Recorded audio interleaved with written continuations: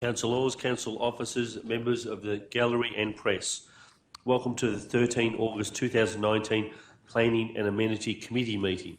I wish to advise members of the public gallery that this public meeting is being recorded and streamed live on the internet to enhance the accessibility of council meetings to the broader Bayside community.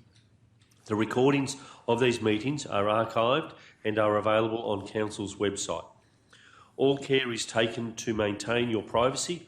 However, as a visitor in the public gallery, your presence may be recorded. It should be noted that when a member of the gallery is addressing the committee, your name, comments or submission will be recorded. The charter for the Planning and Amenity Committee is to finally determine upon statutory planning, tree removal applications, traffic and parking matters. This committee will not determine upon any policy or strategy matters. This committee has the full delegated authority of council. The membership of the committee is all councillors. I would like to draw the gallery's attention to the reverse side of the front page of the agenda, which clearly sets out the duties and discretions of the chairperson. I would also like to remind all present in the council chamber tonight that your mobile phones should be switched off or placed on silent whilst in the gallery. For your convenience, tea, coffee and water is available at the rear of the council chamber. Apologies. An apology from Councillor Alex Del Porto was submitted to the meeting in accordance with Councillor Del Porto's substantive leave of absence at the July ordinary meeting of council. Can I have a mover and seconder, please? Move. Moved Councillor Castelli, seconded Councillor Evans. All those in favour? And against? That's carried. Are there any other apologies? There are none. Are there any declarations of interest this evening? There are. I mean, if you could park a car there, that to me is not very good. And if you have a carport over the top of it, I think that would detract much more from the fact that the car's there. I mean, if that roof was glass and the poles were glass, you wouldn't see the fact that there was a carport there, would you? So, what's the question? Well, I'm not quite sure. What I think I'm trying to say is that yes, but you could have a carport which was almost transparent and you wouldn't even know it was there, but it serves the purpose of being a carport. I can't quite figure out why we want to knock the carport back when it's not terribly. You can see it stands out from looking at the street, depending on the materials that you use in the carport. As I said, if it was glass, I mean. Sorry, Councillor Hibbert, I need a question. With all respect, I need. Okay, all right. Okay. Well, I'm trying to get at why we want to knock back a carport. I want to know what. Reading this thing, okay. I can't quite figure Mr. out. Cripps will answer. Well, Mr. Cripps for what reasons might we want to knock back a carport? Yeah, why would we Mr. want Cripps. to knock back a carport? Through the chair, as I would have hoped that was articulated in the officer report this evening, the concern with the actual structure is its position and siting. It is proposed to have a zero lot line. It is acknowledged that it is a lightweight structure in terms of its overall form. However, it does have a zero lot line. It will have a visual element within the streetscape, and it would be inconsistent with the general neighbourhood character from an officer perspective. Councillor Martin, go ahead. Just up the road on, I think it's 17, or it may be on the same side. This one here, which was sent to us.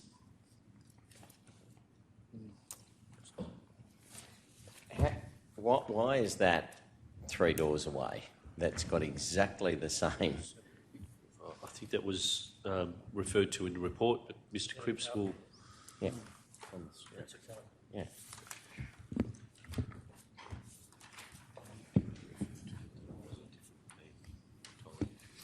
Through the chair, I understand that the carport was constructed some time ago, and it would have been. My understanding is it was undertaken under different planning and building controls at the time. So it was, I believe, permissible at the time. It was constructed. I have seen Councillor Heffernan wanted a question. And then Yeah, no, I'll pass. Councillor Martin. I want to get back to this. The So- 30 to 32. Yeah, well, I've forgotten the name of that structure again. What's it called? An arbour. So the arbour, clearly Unapproved. unapproved, but coming before us pretty quick. What if? Okay, here's the question: if it did get approved and did get constructed, would the applicant tonight's carport have a council officer different point of view?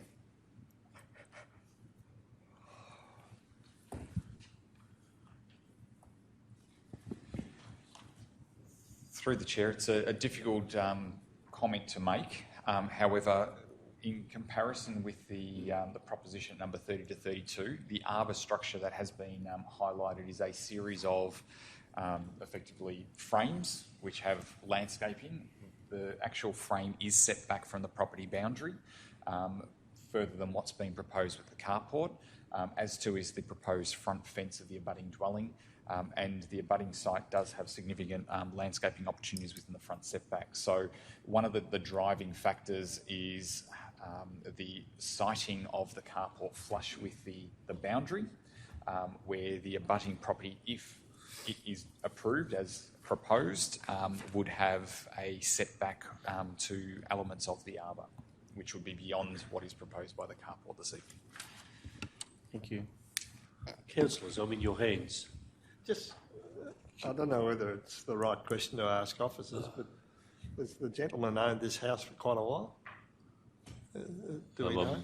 The applicant's speaker has nodded yes. He has. Okay. He's nodded yes. Yeah. Councillors, I am in your hands for a motion, please. Councillor Heffernan. Yeah, I'll move a motion to include the carport. Mr. Chair. So, as printed, but change it from condition No deletion of 1. the carport. Delete condition 1, it will be. Moved Councillor Heffernan. Seconded Councillor Castelli. Councillor Heffernan, go ahead. Yeah, thanks very much, Mr. Chairman. Look, I take what the Speaker has said. I mean, this street is not a heritage street, and we've seen a number of developments in Rooting Street come before us with, multiple dwellings put in there, and, the sort of things that we've just been talking about with these other things. It's what I'd call a very eclectic street. There's a lot of different sorts of structures there. We see the example from Councillor Martin of a house down the road that's got exactly this in the front yard. You can say different rules or whatever. But that's what the street is. I don't think there's any problem. I mean, the guy could just park his car in there anyway. And I think that's pretty obstructive. I mean, if you go down Collingwood and Abbotsford, they're all doing that. They all park in their front, in front of their house. But that's Collingwood and Abbotsford, and this is not. But I think that if that carport could be made of materials that were less obtrusive, rather than putting a condition, if you like. I don't know. I haven't thought about it, but to make the materials used in the carport to be less visual from the street, something like that, I think that would address the problem that we're talking about. But even so, I think the fact that it's not a heritage street, the fact that it is eclectic, as I call it, because there's a whole lot of different sorts of houses and multiple dwellings on site, that this thing, and I think the house, from what it is, looks quite nice. I know that's not a planning thing, but I think it'd be all right in this particular street. So I can't see any problem why we should tell him not to have this carport. Thank you. Councillor Heffernan. Councillor Yes, Castelli. yes, I do agree with Councillor Heffernan. I have no idea why we can't build, that gentleman can't build his carport. It's just, hopefully, it's just a roof and a couple of poles. Hoping that it's pretty discreet. What I'm hoping is that it's built, because I love the house. It's quite a nice house.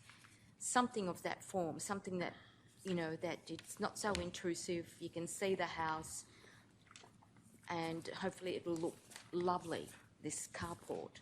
So I'm happy to put the carport and support that. Yes. Thank you, Councillor Castelli. Thank you. Councillor Evans. Thank you, Mr Chair. No, I won't be supporting this. I think the arguments that have been put forward by Mr Di Giovanni are centred about an argument of a proposed proposition to the other side. Again, we judge our decisions on the merits of it standing by itself, unless it's within a neighbourhood character. And if you have a look at the one next door, there'd be a contrary argument to what Mr Di Giovanni is saying. Love the fence. Let me get quite clear about it. I love the fence. Fence is a really nicely designed fence. It might be exceeding the height limit, but it's been designed nicely, consistent with the house.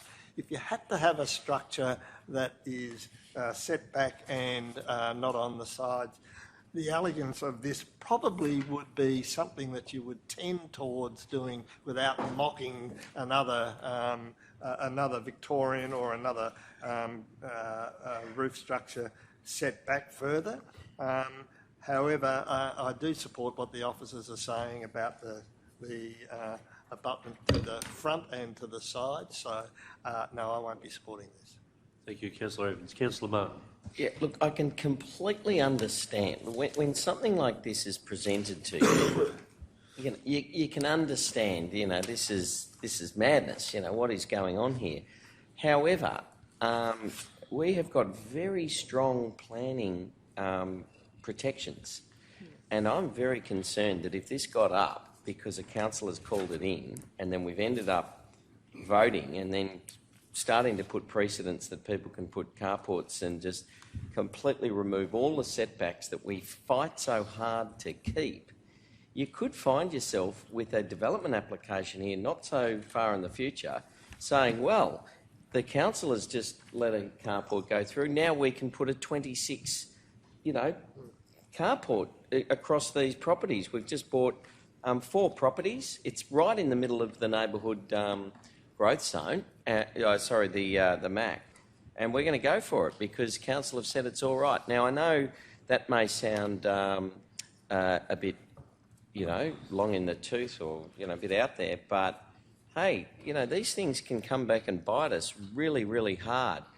The imagery in the council report says that the applicant, or whoever was living in the house, but we've just been told it is him, has got a great big green sign in the front of the house saying inappropriate development. Actually, it's in the report. It's on page whatever. If you read the report and you see the imagery,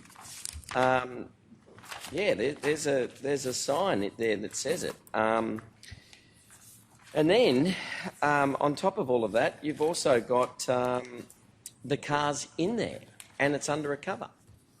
He's already got a system in place to protect the vintage cars. I get it. I totally understand what he's saying because, it is... I'm trying to find that photo now. Oh, there it is. Page 451. 451, where you will see the sign and you'll also see the system in place to protect the vehicle. So I do understand with a massive development that's in play right now next door, it's not been approved, hasn't come before us yet. The images are on the council website. I can understand where he's coming from, but I would just caution that we do not approve this tonight because of these applications that are coming in to... This is actually just smashing up our setbacks.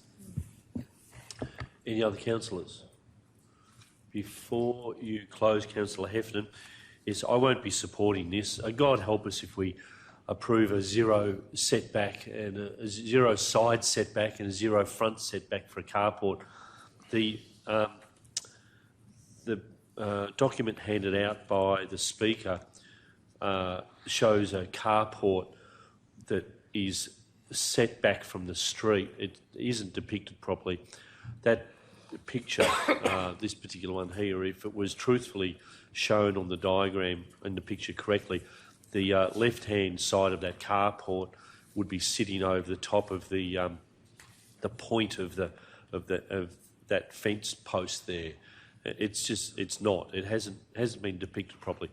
But I agree with Councillor Martin. If we start approving this, then our defence will be smashed. We won't be able to defend any others. I've always wanted a carport in my house. My house is set back 9 metres, and it's got 2 metres on the left, 2 metres on the right. There's no room to get a car down the back. I'd love a carport. I gave up on that a long, long time ago. So did everyone else. The other 200 houses in the area, in the Castlefield estate. You can't have them, and you particularly, and there are some that have it from a set of rules from a different period of time. We approve a 0 setback carport on the boundary fence. I just don't think that we can defend our position going forwards. The right to have a cover over the top of a car, I also think is a necessary right, and you don't have to cover a car with a carport. You can own a car that doesn't need a cover over the top of it. I just don't think that we're going to be able to defend our position with a 0 setback. Councillor Heffernan. Thanks. Well, I have a question to the officer. Yes, go ahead. But in the area that you're talking about, Castle, is that a heritage area? Through the Chair, no, the subject site's not affected, nor is the area affected by a heritage overlay. It's not a heritage area. Okay, that's fine. Yeah, look, I just have a bit of a problem with this setback. I completely agree with setbacks. No question at all about that. But I think we've got to figure out exactly what we're setting back. I mean, if you didn't have the carport there, you'd be putting a car there. And should we have setbacks for cars that are parked in the front? I mean, what are we really trying to do? The fact that the car's got something over the top of it, and as I said, it can be very flimsy stuff. The damage is done if the car's there. Something over the top, I don't think, and they call it a carport, I don't think you can judge that the same as you judge a house. I mean, everybody can understand a house needs to be set back. But talking about a carport, I just have trouble saying, you've got to set it back because it's got a car inside it. And that's the problem, in my view, is having a bloody car in the front of your house. To say it doesn't create a precedent at all, because the fact that I said before that this is a very eclectic street. There's a whole lot of different things here, and there's that one that Councillor Martin showed us before. The other one, you can say all your reasons about what sort it was and all that sort of thing. But, I think we've got to figure out exactly what we are trying to avoid by all this thing. And to me, it's having a car in your front yard that's the real problem, not the fact that it's got the very flimsy structure over the top of it. And to me, I don't think there's any precedent. And besides that, every time we look at an applicant, we judge it on its own merits. Every time. Precedent is not relevant. It's what the particular place is, and this particular place is Ruding Street with a whole lot of different houses in it. And setbacks, yeah, I agree, from structures, but carports are a different thing to me. They're not the same as a house where you can say that should be set back, or a building that should be set back. Thank you, Councillor Heffernan. I'll put that to the vote. All those in favour? And all those against? The motion is lost. Move the recommendation. Move the recommendation as printed. Happy to second. Seconded, Councillor Martin. Councillor Evans. Enough said. Enough said. Councillor Martin. Any other councillors? Do we no need to close, Councillor Evans? Put that to the vote. All those in favour? And against? That is carried. For the benefit of the gallery, council has resolved to issue a notice of decision to grant a permit with a number of grounds for approval. Item 4.8, 256 to 260 Bay Road, Sandringham. We have one speaker, Mr Frank November. Oh, it's via proxy. You're not Frank. So I pause